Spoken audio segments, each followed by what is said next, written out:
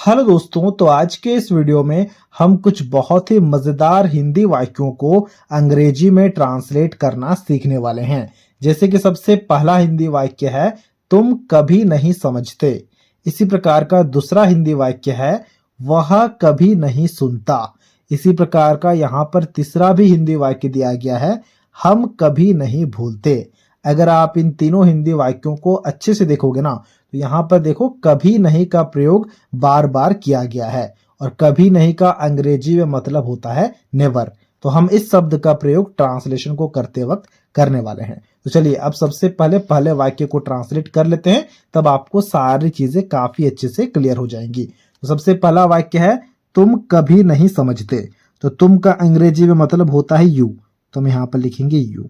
ठीक है, अब यहाँ पर देखो जो कभी नहीं लिखा गया है ना, इसका अंग्रेजी में मतलब होता है नेवर। जो मैंने अभी अभी कहा तो मैंने यहाँ पर लिखा नेवर। ठीक है, यू नेवर मतलब तुम कभी नहीं। तुम कभी नहीं क्या समझते। और समझना का अंग्रेजी मतलब क्या होता है? समझना का अंग्रेजी में मतलब होता है अंडरस्टैंड। तो हम यहाँ पर लिखेंगे अंडरस्टैंड। यू नेवर अंडरस्टैंड हो गया तुम कभी नहीं समझते का अंग्रेजी में ट्रांसलेशन।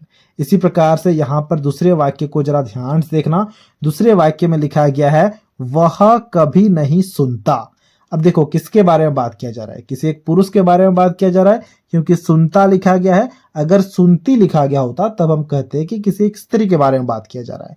और जैसे ही हमें पता चला कि किसी एक पुरुष के बारे में बात किया जा रहा है, वैसे ही हम इस वह के जगह में ही शब्द का प्रयोग कर सकते हैं। और अगर ये किसी एक स्त्री के बारे में होता तो इस वह के जगह में हम सी शब्द का प्रयोग करते। ठीक है, फिर देखो कभी नहीं लिखा गया है, तो अब कभी नहीं के लिए हम लिखेंगे यहाँ पर नेवर। ही नेवर मतलब वह कभी नहीं। फिर लिखा गया सुनता, और सुनता का अंग्रेजी मतलब क्या होता है? सुनता या फिर सुनना का अंग्रेजी में मतलब होता है लिसन। तो हम यहाँ पर लिसन लिखेंगे। लेकिन एक बात को हमें ध्यान में रखना होगा कि यहाँ पर सब्जेक्ट है ही।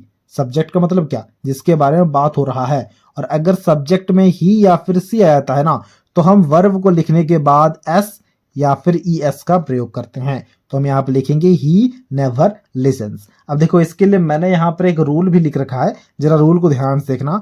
अगर कभी भी सब्जेक्ट में आई, यू, वी या फिर दे आ जाए तो सिर्फ और सिर्फ वर्ब को लिखेंगे, यानी कि वर्ब के फर्स्ट फॉर्म को लिखेंगे। ठीक है, यानी कि वो वर्ब ही होगा। और अगर कभी भी सब्जेक्ट में ही, सी या फिर किसी व्यक्ति विशेष का नाम आ जाए तो वर्ब को लिखने के बाद हम एस या फिर ई एस का प्रयोग करेंगे। वही हमने देखो यहाँ पर एस का प्रयोग किया है। बात समझ पा रहे हो? इसी प्रकार से अब तीसरे वाक्य को जरा ध्यान से देखना।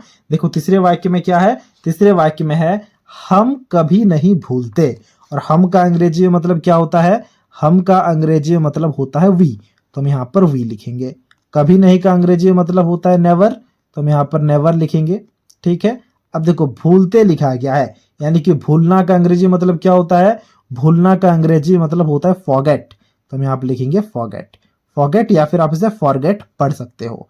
वी नेवर फॉरगेट हो गया हम कभी नहीं भूलते का अंग्रेजी में अनुवाद।